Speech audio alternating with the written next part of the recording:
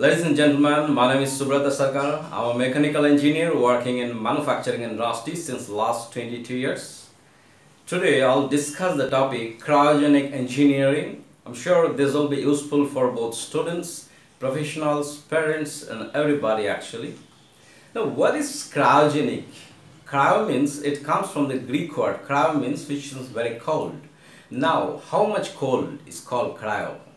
It's about below 180 degrees centigrade. It's called cryo temperature. You can understand like in 0 degree water converted into ice, and then minus 10, minus 20 in this way, minus 180 degrees called the cryogenic temperature. So you can imagine how much cold it will be actually. And cryogenic is there's a study of behavior of the materials at that lower temperature. There are a lot of this difficult to separate composite material where cryogenic engineering applications are there. So there are a lot of very actually where cryogenic applications are there. One is the important area as a rocket engine. There's a cryogenic engineering application is there in manufacturing field, especially mechanical and electronics manufacturing field. There's a cryogenic engineering is there, and the medical field, a lot of applications are done, and fuel research, there are a lot of things are there.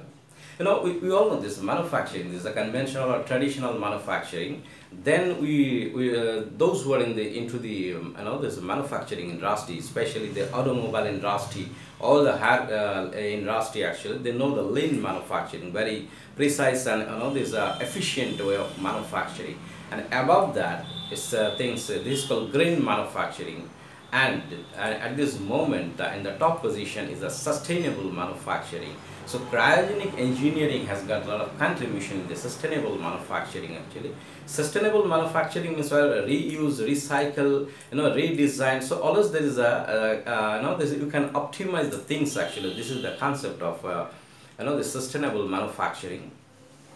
You can see here like those who are into the metal cutting industry, when the steel or etc. is cutting through the machine tool or in a lathe machine or in a conventional machine tools. So some to save the tool efficient, so the tool cannot get burned actually. So you can give some coolant actually, some chemical mixed with the water given to the hot zone so that the things going happens. Now that is not the most efficient way actually. Now in place of that, if you can spray the liquid nitrogen and the heating zone, then it can work as a cooling agent. So this is one of the examples of sustainable manufacturing and machining processes implemented, and it can be seen that here you can see the surface finish of these two material after doing machining with cryogenic coolant and the conventional coolant. So it seems that it's better and even cost effective, this cryogenic one. You can see this, the medical item is stored in a cryogenic very cold temperatures, and these bloods and etc. These the things are stored in a cryogenic environment or minus temperature. Those things are it can be kept as fine actually. And this diagram, I'm not going to go detail into it, but this is basically the schematic diagram how rocket engine functions actually.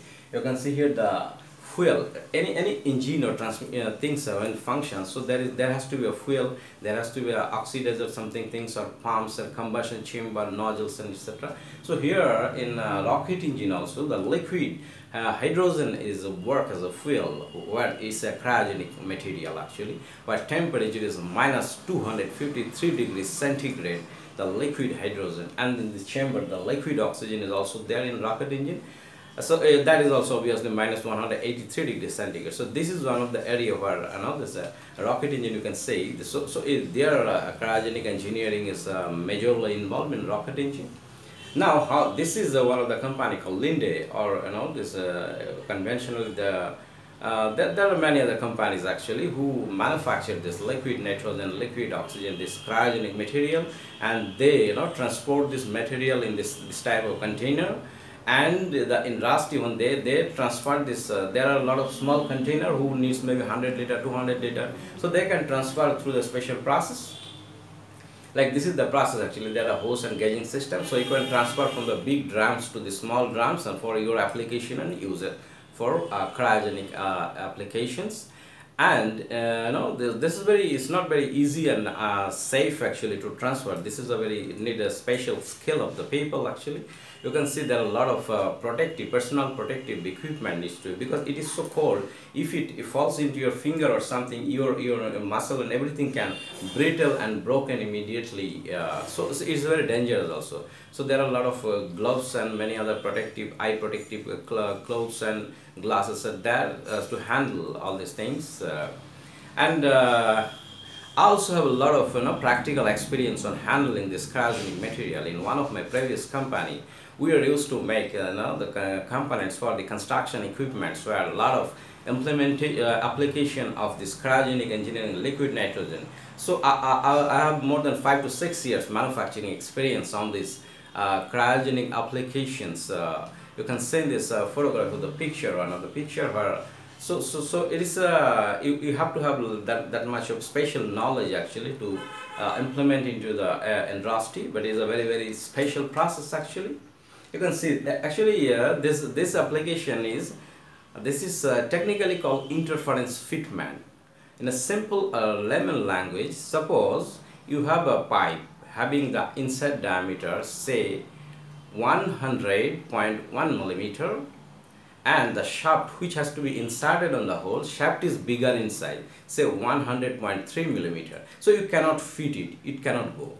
But if this bigger shaft you immerse into the liquid nitrogen for say, that is a calculation, say 5 minutes or 10 minutes, then shaft will shrink into a minimum size, say 99.99 millimeter. Then you can insert it easily, and immediately after maybe in 1 minute, when it going to come into the normal temperature, it will expand and it will fit very tightly. This is called interference fit, which is liquid nitrogen plays a great role in things actually in industry. And a lot of bearing, where bearing is that mechanical member used in the very machine components, where very much interference is required. So this type of things are used actually. And in one of my previous company, this is one of the components, big shaft of a cone crushing machine. So that has been fitted to this liquid nitrogen interference fitting. So this is a special area in the industrial manufacturing process. These cryogenic applications. So I think this information may be useful for you, at least for the students. They must know all this special process in the industry, especially the engineering students.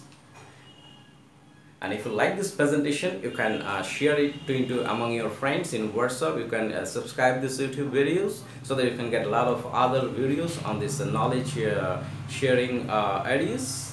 Thank you very much for your listening.